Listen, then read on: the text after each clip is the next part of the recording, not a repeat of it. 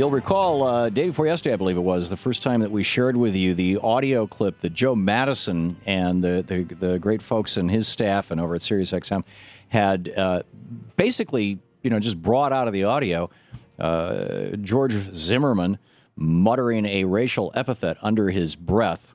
And we talked about this through most of the show yesterday, the day before yesterday. And today, Joe Madison is on the line with us. JoeMadison.com, his website, the radio host, 6 to 10 a.m. on Sirius 128. And Joe, welcome back to our program. Well, thank you. Can you hear me okay? I hear you just fine. Are you in Sanford today? Yeah, we are. Actually, let me tell you what has happened. I just landed in Orlando, Florida, and I get off the plane, and I get this emergency email that tells me that we got to get to Sanford quickly because they were planning to have the rally at a church, the First Shiloh Missionary Baptist Church, which, is a small church. I'm not certain if it even holds 1,000 people. Well, guess what? They just changed this rally to an park, because they expect 20,000 people to show up within the next 2 or 3 hours. 20,000 people. I know that the city manager, and you're going to have to take a look at this because we'll be en route to Sanford, but the city manager probably right now is holding a news conference. I do not know what he's going to be saying. But they're really keeping it hush-hush. It's supposed to be a major announcement. But this is significant because we had planned to broadcast live. We still will. I mean, we will broadcast live. But we were thinking that we would be in a, medium-sized Baptist church in Sanford. And it's now been changed to an outdoor venue, and they're expecting 20,000 people. So Joe, this obviously has grown. Yeah, it clearly has. And I said on this program a couple of days ago and have repeated it many times. If Trayvon Martin had been a 17-year-old white girl and George Zimmerman had been an African-American man, this Nancy Grace would have been all over this story. She has not mentioned it on television once, to the best of my knowledge. And let me tell you what else has happened. We even had today. We did a story where Glenn Beck. I've tried to forget him. Glenn Beck, his log is somehow suggesting that Trayvon may have been violent or a violent person.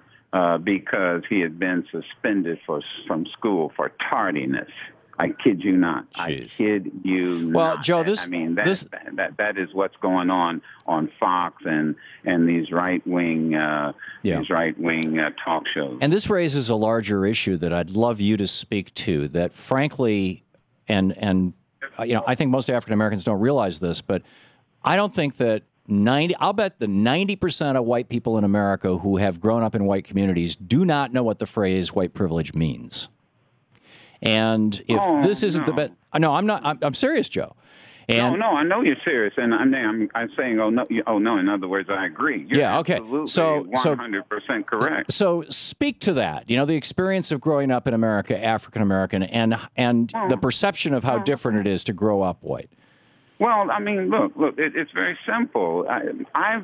I'm telling my son exactly what my father and grandfather told me growing up an African American, and that is, one, you got to be twice as good to get the same position. There's no ifs, ands, buts about it.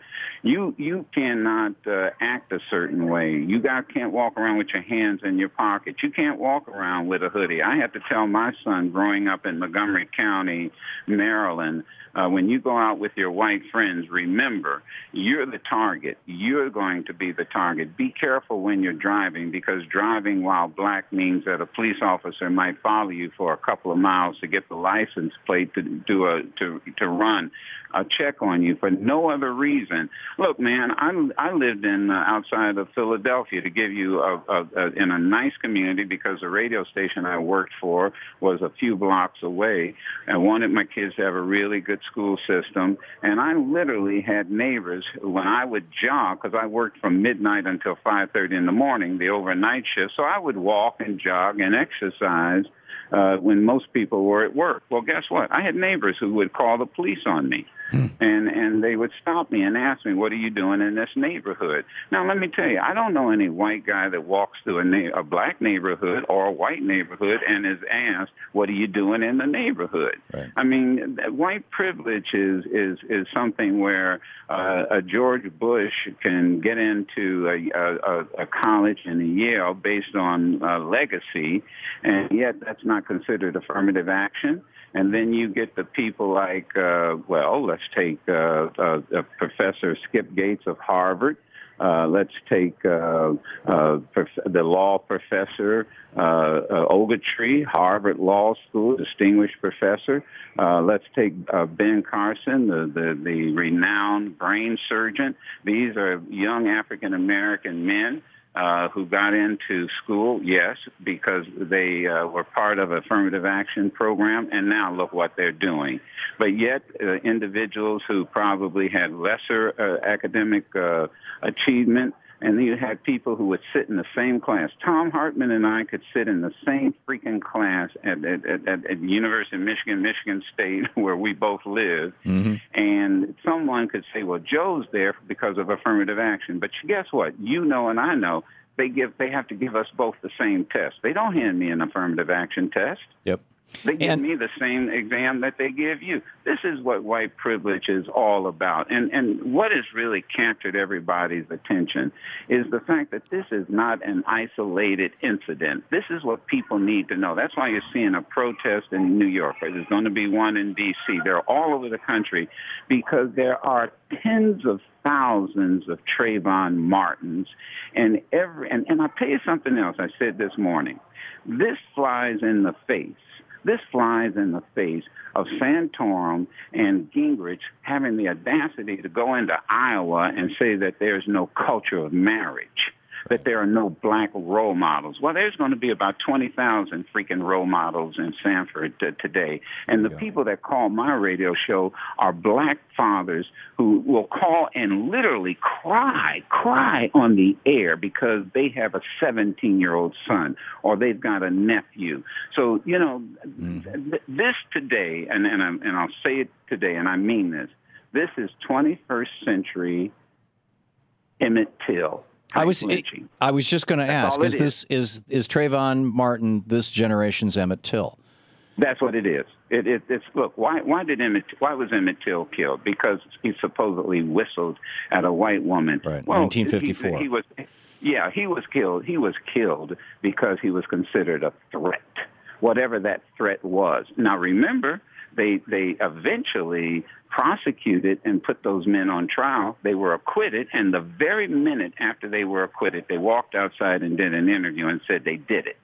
Yeah. I am very frightened and afraid, really, that Zimmerman may very well get off. And what really disturbs me is why the media, you speaking of Nancy Grace and these others, why the media does not want to deal with this, what we found on that 911. And Joe, even beyond that, I mean, let's say that they take George Zimmerman and they put him in jail for the rest of his life. He's one of thousands. Well, you're right, and you're absolutely right. Who will not be prosecuted. You have a state, Tom, and I hear the music, and I'll let you go, but you have a state, Tom, that it's shoot first. The state of Florida is a law where it says shoot first. This man would have shot Mickey Mouse if he'd had a hood on. I think you're right. Joe Madison, JoeMadison.com. Thank you, Joe. Thank you.